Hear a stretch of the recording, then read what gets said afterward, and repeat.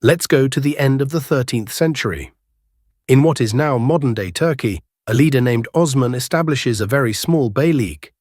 At the time, no one could have imagined that this tiny polity would, within just a few generations, evolve into one of the most powerful empires the world had ever seen. But that is exactly what happened. So how did the Ottoman Empire achieve this? During the time Osman Bey lived, Anatolia was in complete turmoil. On one side stood the collapsing Byzantine Empire, and on the other, the Seljuks, who were losing their power and authority. In between were dozens of Turkic beyliks competing with one another. Osman Bey read this environment very well, sometimes through warfare, sometimes by forming alliances and friendships. He gradually expanded his lands step by step. At first, he gathered warriors with the promise of booty, and over time, thanks to his reputation as a winning leader, people began to join his side of their own free will. Osman Bey was not only a skilled warrior, but also a shrewd politician. The common trait he shared with the rulers of the Ottoman Empire who came after him was this: they cared less about which religion or nation someone belonged to, and more about how useful they were. When necessary, they fought alongside them, and when the time came, they did not hesitate to fight against them. After Osman's death, his son Orhan took things a step further. He strengthened the army, established a tax system, and created a structure that would make conquests sustainable. The Ottomans were no longer just a growing beylik, but had become a planned and organized state. The first major destination of this expansion was the Balkans.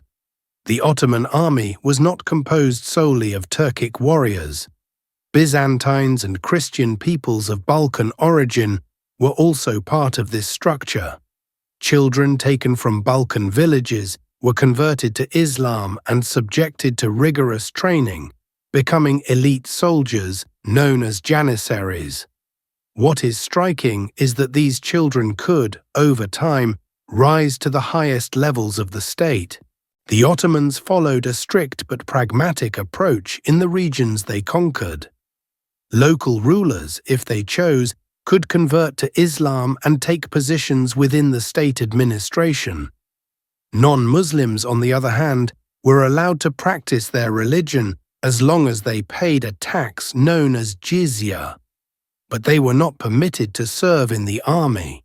By the end of the 14th century, the Ottomans had brought most of the Anatolian beyliks, as well as large parts of the Balkans, under their control.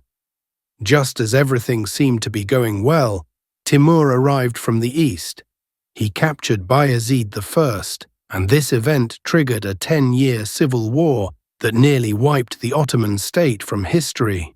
The state recovered, but Murad II died without fulfilling his greatest dream: conquering Constantinople, that is, Istanbul. That dream was passed on to his son. Mehmed II, known as Mehmed the Conqueror, was determined to accomplish it. He had the largest cannons cast, ordered tunnels to be dug beneath the city walls, and made his most astonishing move of all: he transported the ships over land. In the spring of 1453, the city fell. Constantinople was now the capital of the Ottoman Empire. Istanbul.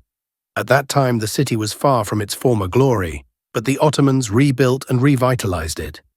Istanbul quickly became a center where languages, religions, and cultures intertwined. In its streets, one could hear Greek and Turkish, as well as Arabic, Armenian, and the languages of the Balkans. Masters like Mimar Sinan filled the city with magnificent works that are still admired today. Products such as coffee reached Europe through the Ottomans. The empire entered a golden age of art, architecture, trade, and culture. Works like Iznik ceramics, made using techniques from China but infused with the Ottoman spirit, were among the finest examples of this cultural fusion. And the Ottomans continued to grow. For more than 6 centuries, this empire stretched across 3 continents, from Hungary to the Persian Gulf, from the Horn of Africa to Crimea, from a small beylik to an empire that shaped world history.